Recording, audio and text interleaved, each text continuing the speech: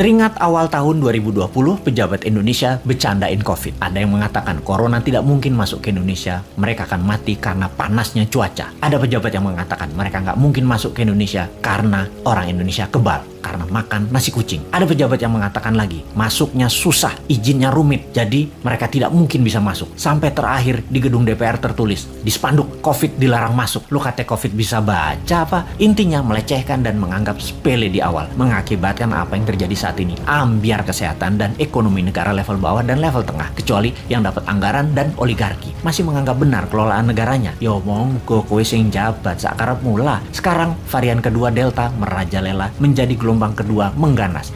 Mulai disalahkan rakyatnya nggak kuat sama PPKM aja mengeluh, apalagi di lockdown. Nah kok ngene sih sampean bernegaranya, Cak? Kok nuduh rakyat? Bentar, jangan-jangan kalau di lockdown 100% dengan darurat militer plus dikasih cuan selama 14 hari langsung reda COVID-nya ketimbang di PPKM kan, dimana 80% manusia masih pada ngider bingung sih tepatnya. COVID jadi tetap merajalela karena ikut bergerak juga mengikuti cangkangnya. Sudahlah, pokoknya nggak ada lockdown, adanya PSBB, lalu PPKM, lalu nanti muncul singkatan baru dan apalagi strateginya, ya terserah. Lalu sibuk vaksin sana sini, tahu-tahu ada strain mutasi baru, Lambda, jreng, kaget lagi. Dimana Lambda ini katanya anti vaksin, kebal vaksin. Apa sih sebenarnya yang terjadi? Vaksin sama virus kok pinter-pinteran begini, sakti-saktian, punya jurus di atas jurus. Karena bernegaranya punya gaya sendiri, gak mau denger ilmu selain ilmu orang di sekitar istana, maka ya gak apa-apa kita gak dianggap. Walaupun kita selalu memberi solusi melalui sosmed, kita ingatkan versi lain. Pernah kita berikan solusi pakai gelang hijau, fokus di daerah hijau, dan pakai darurat militer, gak digubris. Memang sih sudah pasti ide kita dilepeh. Yowis, rapopo. Kalau buat simulasi alternatif lain ada nggak? Pemerintah buat nggak? Skenario A, B, C, D, dan lain sebagainya. Sungguh loh, ini semua harusnya banyak alternatif yang kita buat solusi dengan banyak skenario. Ada skenario perang dunia invisible war, skenario pandemi untuk tujuan politik,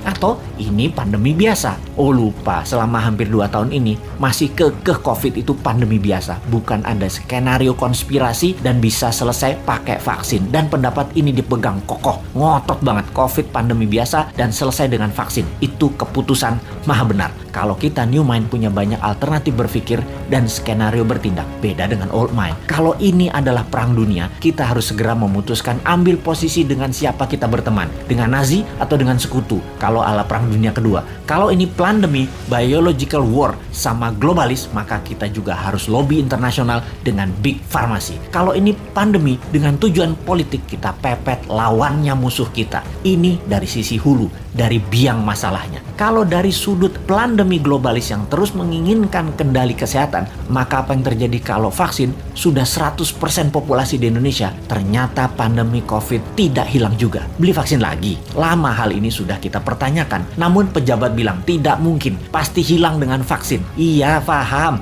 Kalau tidak selesai, ya nggak dijawab. Lalu yang dia bilang adalah, lo ngeyel sih. Oke, kalau new mind bagaimana? Punya skenario lah kalau new mind. Skenario kalau COVID tidak bisa selesai oleh vaksin. Cara berhitungnya sederhana. Kalau terpapar 20.000 per hari, maka sebulan 600.000. Setahun 7 jutaan. Saat ini 3,5 jutaan. Alias total sampai akhir tahun 2022 bisa mencapai 15 jutaan. Dan ini baru memapar 5-10% populasi. Dimana kalau ternyata vaksin tidak menyelesaikan penyebaran COVID, maka 7 tahun COVID baru hilang dari bumi Nusantara. Karena untuk herd imunitas harus 70% tercapai. New Mind agar tidak bertele-tele solusi kesehatannya, ditambah memfokuskan solusi COVID adalah pakai imunoterapi, imunomodulator, stem cell, dendritic cell, multivitamin booster, dan sejenisnya selain vaksin yang ada. Pakai printing money modalnya supaya stok siap di akhir tahun 2021 ini. Kita tambah skenario, apa yang terjadi kalau setiap 3 bulan varian baru dimunculkan.